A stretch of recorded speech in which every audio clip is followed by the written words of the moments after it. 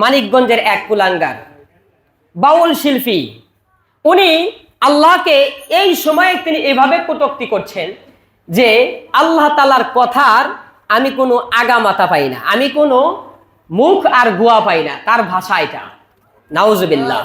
তিনি বলতেছেন, আল্লাহ এক জায়গায় বলছেন আউয়ালু মা খালাকাল্লাহু মিনাস সামা, আল্লাহ সর্বপ্রথম আসমান সৃষ্টি করছেন। আউয়ালু মা খালাকাল্লাহু মিন নূরিহি, আল্লাহ সর্বপ্রথম নূর সৃষ্টি করছেন। আল্লাহ সর্বপ্রথম আরশ সৃষ্টি করছেন। আল্লাহ সর্বপ্রথম অমুক জিনিস সৃষ্টি করছেন। সুতরাং আল্লাহ তাআলা একসাথে একই কথা কয়েকভাবে বলে, সুতরাং এক মুখ দিয়ে যেহেতু বিভিন্ন ধরনের কথা বলে, সেটাকে মুখ বলে না, হুক বলে। এই ধরনের বক্তব্য এই বাউল শিল্পী আবুল এই কুলাঙ্গার বলছে।